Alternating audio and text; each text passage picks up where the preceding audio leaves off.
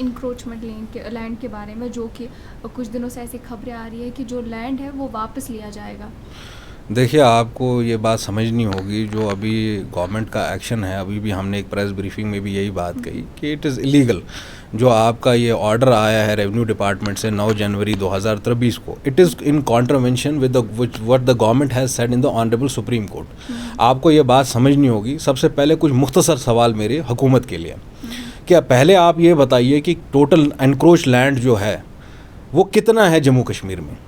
जो आदाद शुमार हमारे पास है, क्योंकि गवर्नमेंट ने कुछ एम्पेरिकल डेटा इसका पब्लिक डोमेन में नहीं रखा है कि total amount of encroach, how much is the total amount of encroach land in Jammu and Kashmir, जो कि तकरीबन माना जाता है as per sources, unverified sources, का तकरीबन 20 लाख कनाल के तकरीबन है वो। उसमें फॉरेस्ट लैंड भी आता है, उसमें आपके रिवर बेड्स भी आते हैं, बाकी सब चीज़ें भी आती है। अब जो रोशनी के अंडर जो ये सारी चीज़ें हुई, जिस पे इतना हो हल्ला हो रहा है, तो रोशनी लैंड स्कैम में क्या हुआ, जो ये बात आज गवर्नमेंट की जो सारी रिपोर्ट्स है उसके सामने आए। आपके जो प्रिंसिपल अकाउंटेंट जनरल है वो खुद ये बात बोलते हैं, श्रीनगर में सिर्फ 375 kanals were transferred under Roshni scheme in Srinagar district. अब कश्मीर खत्ते में जो आपके है 13,500 लगभग कनाल जो है, 13,800 if I am right on the data, 13,800 कनाल जो है आपके वो ट्रांसफ़र हुए कश्मीर खत्ते में। अब जो स्कैम है, जो स्कैम दिखाई दे रहा है वो सिर्फ जम्मू में है, क्योंकि 1,58,000 canals of land way transferred under Roshni scheme. उसमें क्या स्कैम पाया गया, जो आपके प्रिंसिपल अकाउंटेंट जनरल भी बोल रहे हैं, पांडे साहब जो है वो बोल रहे हैं कि भाई उसमें लैंड को नोटिफाई किया गया एज एग्रीकल्चरल लैंड, ठीक है। उस agricultural land that was given at throw away prices. आपका जो ज़मीन का एक कनाल जो जम्मू में है वो लगभग 1425 रुपये के करीब आता है। उसमें स्कैम है। उसमें हम सब भी चाहते हैं, जो ये लैंड शार्क्स है, लैंड ग्रैबर्स है, जिन्होंने गवर्नमेंट लैंड को एनक्रोच किया, इनके खिलाफ एक्शन होनी चाहिए। अब हमें परेशानी कहाँ पे है?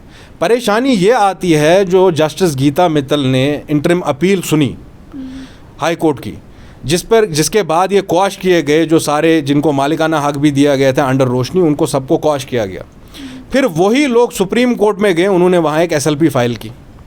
अब जो सुप्रीम कोर्ट में गवर्नमेंट का वकील है, उन्होंने कहा कि इस जजमेंट के ख़िलाफ़ हमने खुद एक रिव्यू पिटिशन फाइल किया है जम्मू कश्मीर हाई कोर्ट में। जब हाई कोर्ट का फैसला आएगा उतनी देर तक कोई कोर्सिव एक्शन नहीं होगी, मतलब किसी के ख़िलाफ़ ऐसी एक्शन नहीं लेगी, किसी के घर कोई नहीं आएगा उसको जबरन उसकी ज़मीन वापस लेने के लिए। अभी जो आपके पास 9 जनवरी 2023 को ये ऑर्डर आया, ये इलीगल क्यों है?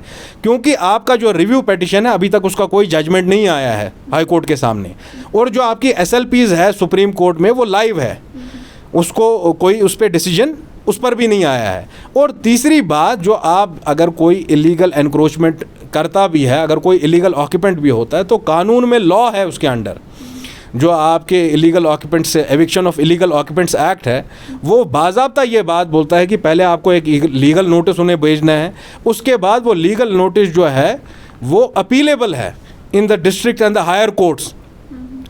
तो आपको जो जिसके ख़िलाफ़ ये इल्ज़ाम है उसने लैंड ग्रैब किया है। अभी जो एतराज़ हमारा इस सब से है, जो ये सर्कुलर के बाद ये सारी अफरा तफरी मची हुई है, हमारे लोग परेशान हैं। कल के दिन आपने देखा होगा पटन में क्या हुआ, आपने देखा होगा पुलवामा में क्या हुआ। तो ये सब हो हल्ला नहीं होना चाहिए। Government should avoid this chaos and avoid this embarrassment.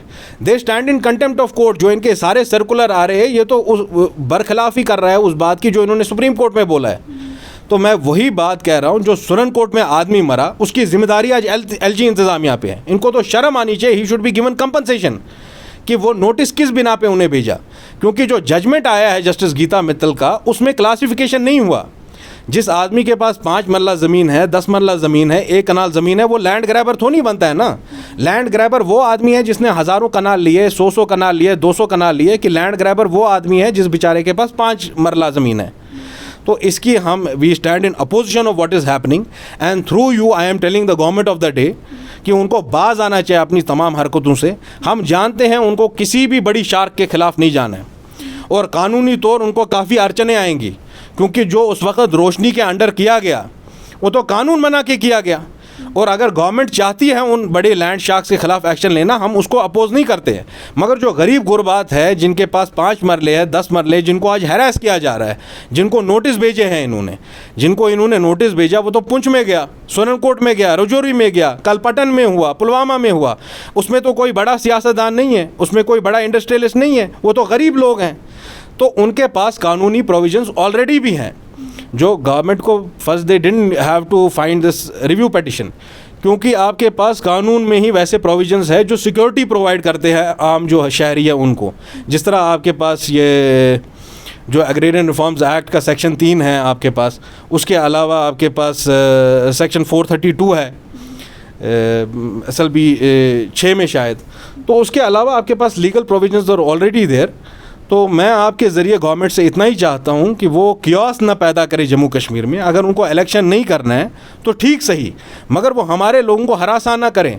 जो आदमी मरा सोननकोट में, उसका ज़िम्मेदार कौन है, ये मैं आपसे पूछता हूँ और वक्त की हुकूमत से पूछता हूँ। क्या LG साहब माफ़ी मांगेंगे उनके घर वालों से? आपके लॉयर ने तो खुद तुषार मेहता ने सुप्रीम कोर्ट में कहा कि जितनी देर तक रिव्यू पिटिशंस का कोई डिसीजन नहीं आएगा उतनी देर तक हम किसी के खिलाफ एक्शन नहीं लेंगे। तो ये सब क्या चल रहा है फिर?